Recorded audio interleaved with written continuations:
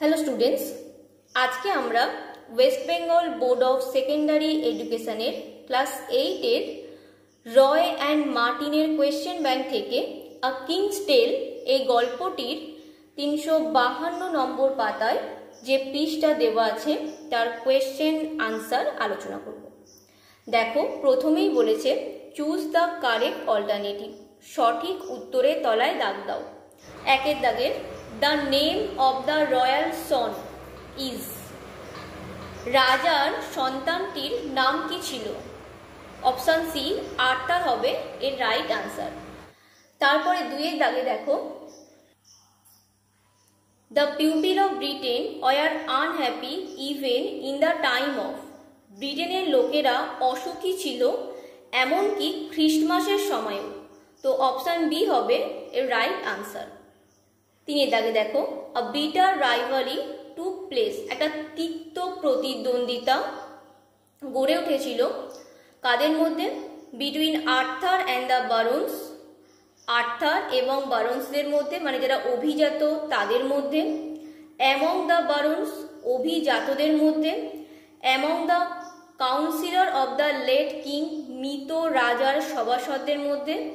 Between the king and his son, রাজা এবং তার সন্তানের মধ্যে। দেখো, কিং ইউথার পেন্ডাগন মারা যাবার পরে তার সন্তান আর্থার যখন খুব ছোট, তখন অভিজাতগণ তারা সবাই চেয়েছিলেন যে সিংহাসন দখল করতে, এবং তাদের নিজেদের মধ্যেই একটা তিক্ত প্রতিদ্বন্দ্বিতা গড়ে উঠেছিল যে কে সিংহাসন দখল করবে তা নিয়ে। তো এর অপশান বি হবে রাইট আনসার। চারের দাগে দেখো, Arthur spent his boyhood, Arthur তার ছেলেবেলা কাটিয়েছিল ইন হ্যাপিনেস অ্যান্ড সেফটি, সুখের মধ্যে এবং নিরাপত্তার মধ্যে। অপশান এ হবে রাইট আনসার।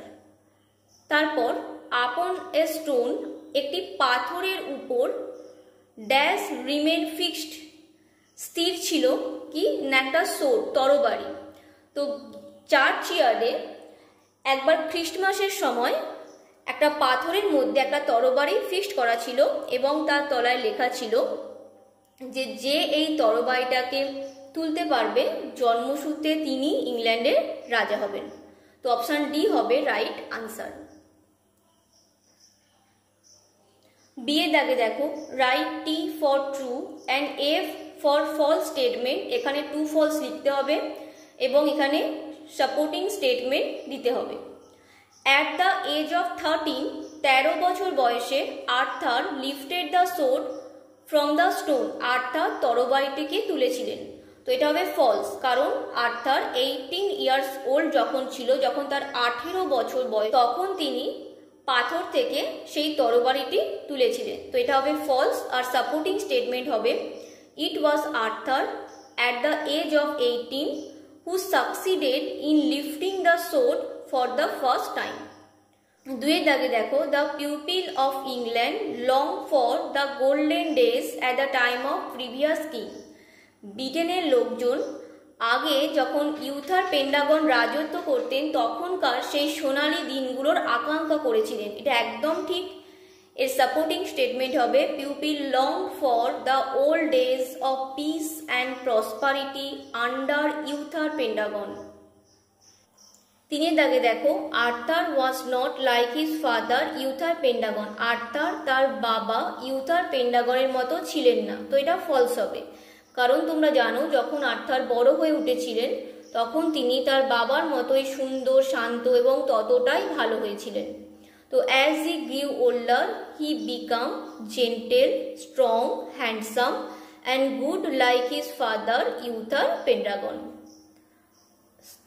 পরে দেখো, answer the following, প্রশ্নের উত্তর লিখতে বলা হয়েছে।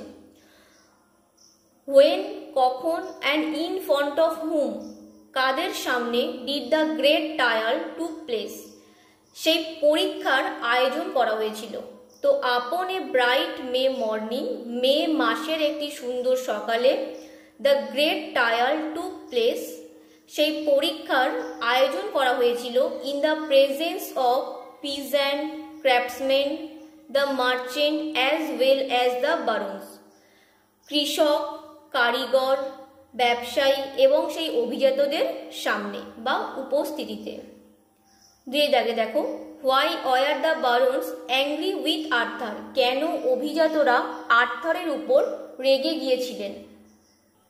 দেখো এখানে দেওয়া আছে ইট ওয়াজ আর্থার, এটা ছিল Arthur, at the age of 18, 18 বছর বয়সে, হু সাকসিডেড, যিনি সফল হয়েছিলেন, ইন লিফটিং দ্য সোর্ড, সেই তরবারিটা তুলতে, ফর দ্য ফার্স্ট টাইম, প্রথমবারে। The barons were angry and disappointed, অভিজাতরা রেগে গিয়েছিলেন এবং হতাশ হয়েছিলেন। তো অভিজাতরা রেগে গিয়েছিলেন কারণ আর্থার সেই তরবারিটা তুলে নিয়েছিলেন। দুই প্রশ্নের আনসার আমরা লিখব, the barons were angry with Arthur, অভিজাতরা আর্থারের উপর রেগে গিয়েছিলেন, বিকজ, কারণ, he lifted the sword for the first time,